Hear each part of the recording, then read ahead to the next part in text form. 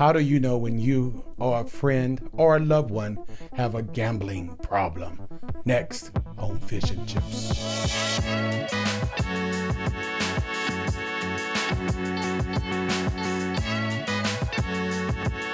Welcome back to Fish and Chips. I'm Randy, your host, and this is my boy Brian. And today, and even before we get into what we're about to talk about today, because it is something good today, we're going to ask you to like, share, and subscribe, and comment, because we like reading your comments. So today, Brian, we're discussing gambling. And when do you know you have a problem, or do you have a problem? You know, I know we went to the casinos a lot. And how do you know when you have a gambling problem? And I think with me, the first thing you do when you walk into these gambling places, I notice lights, a lot of lights, yellow lights, red lights, white, blue lights, and it gets me excited. It gets me excited to the point that I can't wait to rush to my favorite Willie Nelson machine and just begin to put my dollars in it, because I believe that since that machine gave me $100 before, that it's going to keep giving me money. Yeah. So I run back to that machine. But it's not always that case. Just because it gave me $100 on one day does not mean it would give me $100 on that next day. How do you handle it when you go to the gambling and do gamblings? And how do you handle that? How do you make sure that, you know what, I'm not getting addicted to this thing? Man, it's pretty hard. You know, especially when, you know, the girls be trying to serve you the free drinks too. Also, why you sitting there? See, that'll get you with that. Woo! It's tempting. That'll get you with that. It's tempting. But then I started looking at my pocketbook and I'm like, oh, no, okay, I need to stop, you know. Because realistically, you know, money's going out then coming in. So, but you have to agree that a lot of times, I know with me, when you're playing those slot machines per se, and you know, it'd be rolling and it looked like it's about to give you the money. It looked like you're finna get all S's across to get $1,000. It keeps, the rings get louder and louder. And I start thinking, okay, I'm finna hit, not knowing that I've already spent like $40 already on this dollar machine. But it makes me feel like, okay, I'm gonna hit, because they keep doing that thing like, if I hit the third one, I'm gonna get it. So it's like in my mind, when you start seeing the wilds and the jackpots, you know, you start seeing it more, you start saying to yourself, oh, a bonus is coming soon. Exactly. Exactly. By that time, $100 has went by and you're like, oh, I need another 20. Exactly. I need another 20. I know it's gonna hit. You know, you know, I seen a lot of jackpots coming, so it's coming. But see, I think the machines are designed to do that, because most definitely it gets you excited. It might give you $50, but then take away $150, but you still believing that you're going to get that money back, and you keep playing, and you keep playing, because now you want to believe, you want to be married to this machine because it's giving you money before, but that doesn't mean that it's going to keep doing it as you continue to be consistent. But I think that's it. You know, that's exactly what it is. I feel like it's like you start building a relationship with that machine. There you go. Right? Especially if, you know, she's been good to you and she's giving you some nice rewards. Nice. Guess what? You keep coming back. Yeah. But what happens now that the machine that took all your money, you just got $1 left, and you're hoping this $1 that you're about to put in the slot machine going to give you back the $500 that you've already lost. So now you're hoping and you're praying. I'm heartbroken. You're praying, believing that this $1 is going to bring you back not only what you've lost, but plus more. Yeah. And 9 times out of 10, you lose that dollar. Yeah. Now you're broke, you're heartbroken, you're going home. And then the drive back. You drive all the way back. You know what I'm saying? Because I don't know if anybody knows. I mean, of course we're from Dallas, and the nearest casino is Windstar. Yeah, 45 minutes away. In Oklahoma, which is like 45 to an hour drive away. So, like you said, can you just imagine you lost all your money, you lost all your hope, you're heartbroken, the machine tore your heart apart, and now you're coming back home. That hour drive. What do you listen to? Yeah. I mean, and not only that, it doesn't matter what you're listening to, because in your mind you're thinking, why did I not stop? What provoked me to continue? Why, when I had spent half the money, why could I just stop then? Because I believed, I had faith. And I think it's because I had hope. Yeah, but the bells are ringing, and like you said, the drinks are being given, and you have hope that I'm going to hit, my luck is going to happen today, no matter what, that you're willing to put everything in that. Yep. You know, and now you lost, and like you said, you're on that way home saying, I should have stopped. Why didn't I stop? And you're beating yourself up, only to go home broke, but the next day get more money and go back in hopes that you're going to go back and win what you lost plus more, and you do this thing over again. And then when you lost all your money, then you double check your bank account, make sure you have anything in your savings. Nah, I think that's going too far. But I think it's going too far. But I mean, there are people that would go overdrawn in their bank accounts because take the overdrafts. And then they say to their mind, I'm gonna hit it tonight. So then what I win, I can go back and pay my bank back. And that's just not the type of thinking that you want to have. That is bad. The moment that I knew that I was kind of crossing the road on that, and when I did that one time, I was like, no. You know, I got to re-examine myself. You know what I mean? I got to make sure that I'm in control, because the worst thing you could do is be out of control, you know, with your money, in hopes that a brighter day is going to come as you continue to play this slot machine. So I have here 10 ways. Say 10 ways. 10 ways. 10 ways. If you suspect you or someone you may know have a gambling addiction, here are 10 ways that you will know.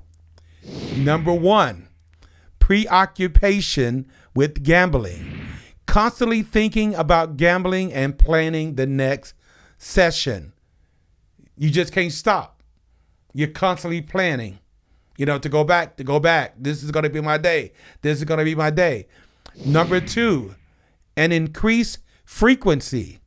Gambling more often than initially intended. Number 3, chasing losses. And we know about that. Trying to win back money that has been lost through further gambling. Number 4, betting more than intended. Placing higher bets than originally planned. Number 5, financial issues. Experiencing financial problems due to gambling losses. Number 6, lying about gambling. Concealing the extent of gambling activities from friends, family, or loved ones. Randy, give us a good example of a good lie that you've heard. They will lie. They will make up anything, you know, just to go back out there and do it. They don't want you to know, do you know any good that stories they have a problem. that you've heard? I know a lot of stories. Yeah, can you where say, they would look at you in the face and lie, because they want to do what they want to do, even though you know the truth. Can you send me some money? You know, I'm at work. Number 7, neglecting responsibilities. Neglecting work, school, or family responsibilities in favor of gambling. Number 8, irritability and restlessness. Feeling irritable or restless when attempting to cut down or stop gambling. Number 9, using gambling as an escape. Using gambling as a way to escape from stress, anxiety, or other life problems. And number 10, borrowing money. Borrowing money from friends, family, or financial institutions to fund gambling activities. And this is when you really know you got a problem. Because I know some people that basically would spend up their whole check. And then they'll come to you to borrow money, and others borrow money because they want to go back to the gambling machine in hopes that they're going to eventually hit it big. I think that's wild. Yeah, I mean, the madness have to stop. That's what I'm saying. But like it'll make you don't even know you're doing this, but it'll make you go to that point where you have to take some money from your own rent. You know what I'm saying? Yeah, I mean, that's when you got to gamble. That's when you kind of got too far. Yeah, and I think it's just like with alcoholics. They think they know when they've had enough, but you really don't. And you keep consuming until you done passed out. Yeah, baby. Yeah. You know, because you just cannot stop. Yeah. So intervention has to happen. You know, addiction is something major. I mean, the person apparently can't stop on their own, and there has to be an intervention, you know what I mean, to help them and to restore them back. Otherwise, they're going to lose everything they have. Yeah. You know, everything, their whole focal point becomes gambling. That next big gambling deal. And I watch people go from the dollar machines to the $5 machines, to the $50 machines, to the $100 machines. You see, and it doesn't stop. And then you increase, like, first, you know how you say to yourself, right? You say to yourself, I'm only going to play $1. That's it. Yeah. Right? But then you make what? $50. What do you start doing? You start increasing your bets. Now you be like, I'm playing $3, $5. You know what I'm saying? And I think like, when you first, why you do that though? Because I think when you first win that $50 or that $100, you started having hope. Hope. Let me tell you something, my friend. Hope is a dangerous thing. Hope can drive a man insane. You start thinking, oh, if I got 50, then I can make 400. This machine, now you're starting an affair with this slot machine, but this slot machine does not care about you. Well, that sounds like people. Yeah, the slot machine knows exactly what it's going to do. It's just that you don't know what it's going to do, and you start having too much hope. Emotions start flying. Exactly. So, guys, if you know someone, or family or friends, that they have an addiction, you know, form an intervention. Get them some help, because it really is a sickness, a disease, and that person actually need help. You know, they need help because they can't stop themselves. They cannot stop themselves. Now I've noticed, and you know, I was just watching this documentary as far as, well, and this is like in Vegas, but these are guys that are actually playing with cards and all that stuff. Now, if you're skillful at that, you can make a whole lot of money. The word was if. You know, a lot of us are not skilled. Well, yeah, but I'm just saying, like, some people, you know, like you said, think like that, and I said, but they're making a whole lot of money. But I'm saying, if you're skillful in that, you can make a lot of money. Yeah. But all of these machines and you know, any casino, they're really just rigged to take your money. Come on, man. I'm not going to say they're rigged. I'm going to simply say, rule of thumb, if you're going to go to a casino, know exactly what it is that you're going to spend. Take that certain amount of money. Leave your debit cards at home. Leave all your credit cards at home. You know what you're going to spend. That way, when that money is gone, you're okay. Whether you win or lose, this is the amount of money that you got to say, hey, I can spend this. This not going to hurt me. This not going to harm me. And it better be play money, like, you know, like, it ain't like your bill money. It's stuff that you've saved up, you know, just extra stuff. Don't spend, like, again, like your utility bills or rent bills. You don't do that, man. Yeah, don't do that. So that's my thing. You know, don't take what you cannot afford to lose. And that's just the bottom line to that. And again, guys, like I said, this is kind of a hard subject because there are so many people that are facing this in real life and have this massive addiction. So for real, because there's a lot of people, you know, I've been to the casinos, and I see a lot of people there, you know what I'm saying? And they just stay there, but every week, faithful. But see, again, they got their pensions, their monthly checks. They know what they're spending. They're having fun. They're basically having fun. So I don't look at those as addiction. They having fun. But to those that are actually totally addicted and believing this is my night to make $1 million, and you're taking your house note money or your car money or your money from your children that need to eat tomorrow, there's a problem. There's a problem. So the quicker you identify that, the better, recovery can start for you.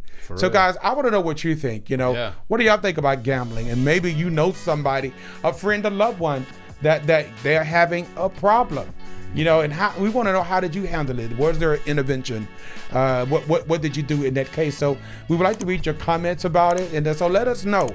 You know, because this is gambling is a serious deal, and I know there are numbers you can call. I didn't know it was really serious. Yeah, there are literally hotline numbers you can call if you know that someone has a gambling addiction, and hopefully we can put it down in our notes and give that number just in case you do have a family member or friend that actually has this addiction, and you can call that number because it is important. It could cost you everything, and for some people it costs them their life savings. So again, we want to hear from you, and why don't you go ahead again, like, share, and subscribe if you like this type of content.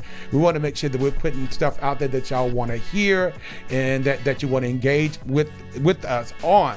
So we just thank you so much, if you still here at the end of this video. And also, guys, if there's something you want us to see next or something you want us to cover, go ahead and put it down in the comments. We read all of the comments. We read the good and the bad. Yes, so I love the bad. Let us know. All right, guys. Well, there you have it. That was another video. Thank you guys for watching, and we'll catch you in the next one. Peace.